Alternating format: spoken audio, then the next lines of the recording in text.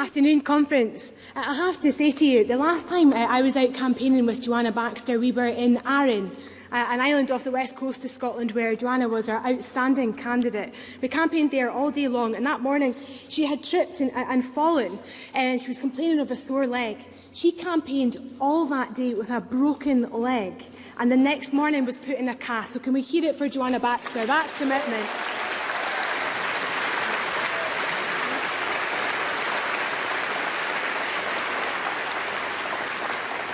Conference, it's great to be here in Liverpool, in a city with Labour MPs, a Labour Council and a Labour Mayor.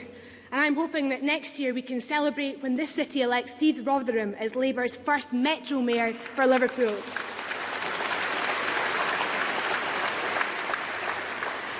And Conference, we meet here in Liverpool united in our determination to make Labour a party of government once again. I congratulate Jeremy Corbyn on his victory in the leadership election, and I'm looking forward to continuing our work together.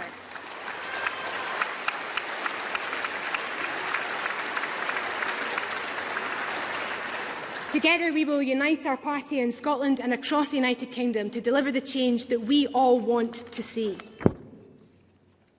Next year we face elections across the United Kingdom, where Labour candidates in Scotland, England and Wales will be standing to protect our local services. The elections in England also mark a new stage in devolution for the United Kingdom. It's long overdue and shouldn't just be the start of a new chapter for the United Kingdom, but for the Labour Party. For too long, our politics and our party has been dominated by what happens in the corner of the city of Westminster. But politics happens everywhere. Not just on the green benches of the House of Commons, it happens in town halls, on street corners, on doorsteps and online. We saw that in the energy unleashed on both sides in the Scottish independence referendum and again during the EU referendum. Conference, the founders of the Labour Party created a party for working people in Parliament and in the country. And for this new age of devolution, our mission should be to build our party in every Parliament, National Assembly and Town Hall in every area of Britain.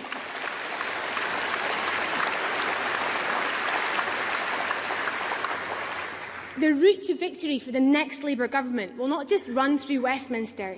It will start with success in Edinburgh, in Cardiff and the great English cities such as Liverpool and Manchester. And we will only succeed when we connect to every community in our country and by never forgetting that we should be guided by the views and the voices of the people that we seek to represent. Conference, in just 2.5 short years, politics in Scotland has been turbocharged. The European election, the Scottish referendum, the UK general election, the Scottish Parliament elections and the EU referendum. I'm out of breath just saying that. Our members have been asked to campaign harder and to make the argument for our politics repeatedly. They have gone out into their communities to make the case for Labour, and in recent weeks they have won. Just last week, I campaigned with our activists in Coatbridge, who went on to elect Scottish Labour's newest councillor, Alex McVeigh, in a Labour gain from the SNP.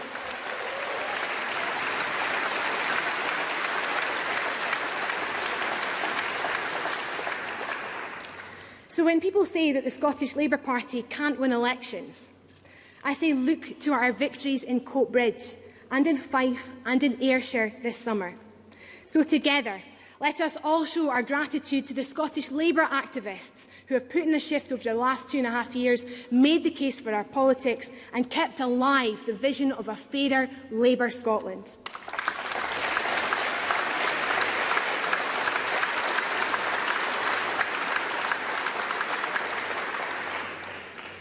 Conference, in May, we put a bold and radical plan for government to people across Scotland. I was criticised for even suggesting that Scottish Labour may have a chance at power. The Tories, they gave up at the first hurdle and chose to run a campaign for opposition instead. And what a campaign it was. They promised to stand up for the Union just months after pushing through English votes for English laws. They created 2 classes of MPs for the first time. And all this All this conference, just 1 year after running a general election campaign that sought to divide the Scots and the English, the very worst type of constitutional vandalism. And then Ruth Davidson promised a strong economy with a Tory government at Westminster, but then her party put it all at risk with the EU referendum. Now she expects us to look on the bright side, telling us that there may be benefits to Brexit.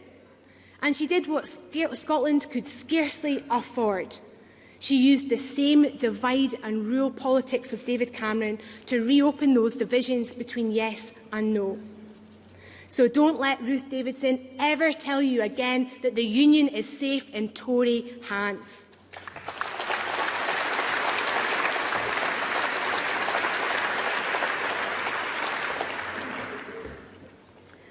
We didn't want to rerun the arguments of the past.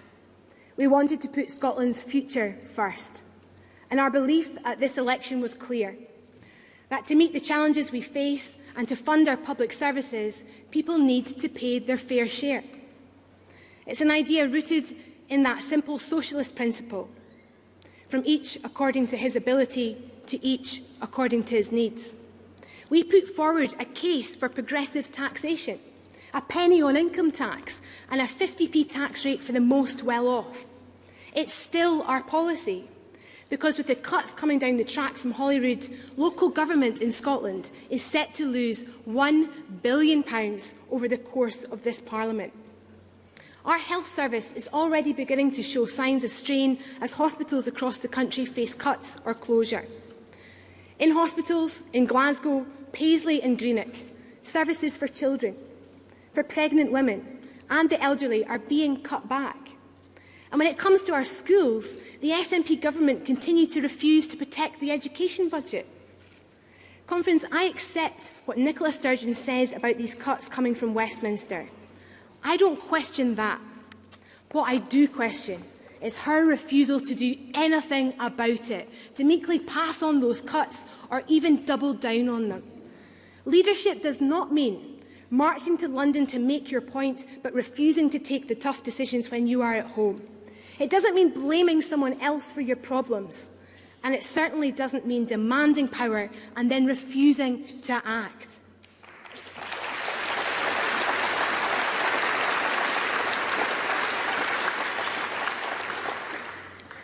Nicola Sturgeon is the most powerful First Minister that Scotland has ever had. In her hands, she has more power than any of her predecessors to change our nation. But for a woman who is famous for saying yes, her answer when you ask her to use the power she has is always no. Conference, I am only asking Nicola Sturgeon to do what she said she's wanted to do her entire political life, make different choices from the Tories. Labour will not sit back and do nothing. And that is why today I can announce that when the Scottish Government presents a budget to Parliament in the coming months, we will place amendments to introduce a 50p tax on those earning over £150 and to add a penny to income tax to pay for public services, making decisions for Scotland that the Tories would never make and using the powers which we have argued for. This, together with our other tax proposals, will enable us to stop further cuts to the public services we all rely on. With the full range of powers the Scottish Parliament now has, the SNP government faces a clear choice. Accept a Tory budget from Westminster or go our own way, with proposals to grow the Scottish economy, protect our schools and our hospitals. More and more cuts to Scotland's budget harms our country's growth, risks jobs and the prospects for our young people. We need to invest to provide the next generation of Scots with the chances they need to succeed. If the SNP minority government does not accept these proposals and forces another austerity budget on Holyrood, we will vote against it. If they want support, they'll need to look to the Tories for that. Labour will not help the SNP pass an austerity budget on our watch.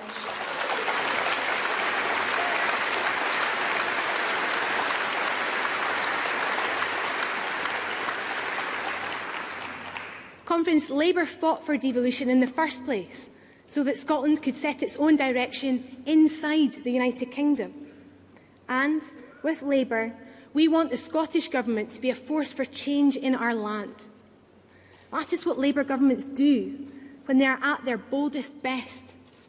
We keep our eyes fixed on the future, we embrace modern ideas that will lead to new jobs, and we invest in new technology and keep our country at the leading edge.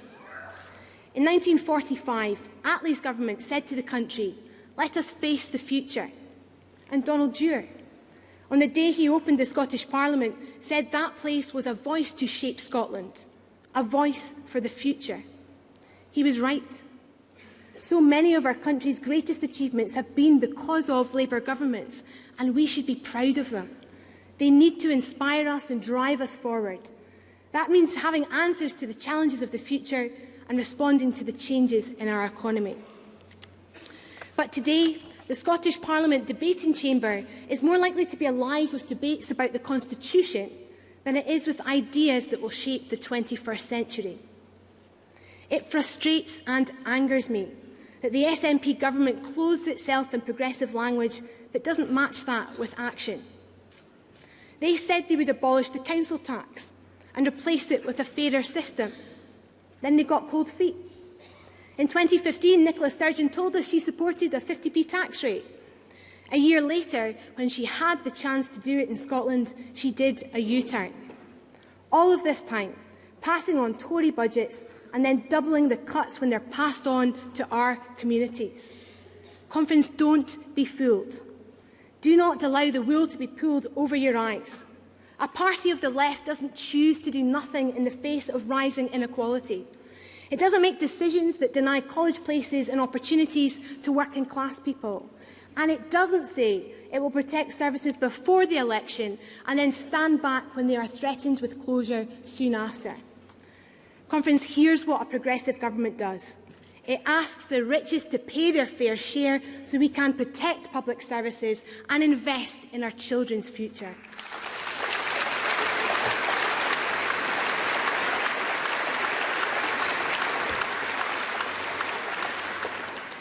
Conference, I do not doubt Nicola Sturgeon's passion for our country.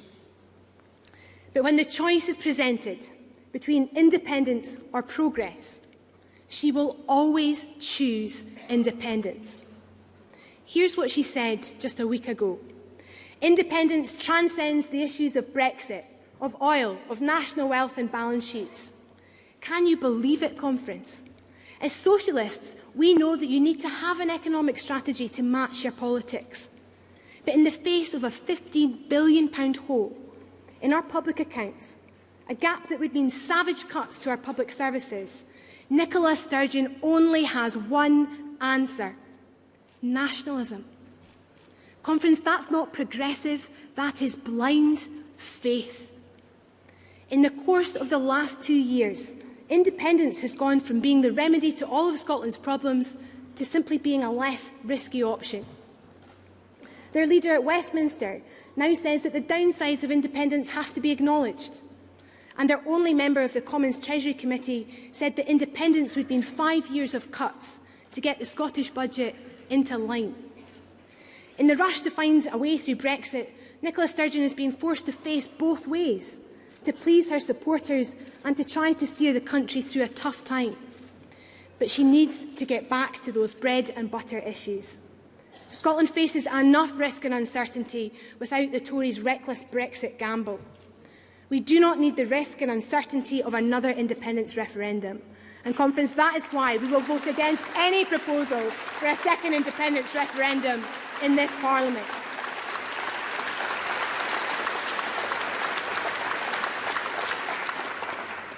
As we face negotiations on our membership of the EU and real threats to the future of our public services, we cannot afford our government to take their eye off the ball. With so many challenges facing Scotland in the future, we should not return to the divisions of the past. My message to Nicola Sturgeon is this. First Minister, our country is already divided enough. Do not divide us again.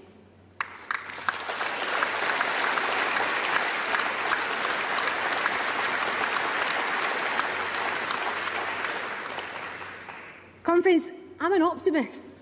The past few years may have tested my optimism, but I believe in our people and in our Labour politics. We have weathered testing times before, both as a country and as a party. It's because I'm an optimist that I believe we can be better. Politics in Scotland is full of life, but it is also polarised. Our country is divided in a way we can scarcely afford. The challenge to us is to show that our optimistic politics can again change the lives of working people across our country, that we can face the future with hope and spell out the real change we want to see in people's lives, and that we can be a movement, a party and a government again that puts our values into practice. By the strength of our common endeavour, we achieve more than we achieve alone. It's not an empty promise. It's a guide for building a better nation. Conference here in Liverpool. Let us resolve to unite around our values, to rediscover our radical roots and be again what so many people in Scotland and across Britain want us to be, the greatest fighting force for progress that this country has ever known. Thank you.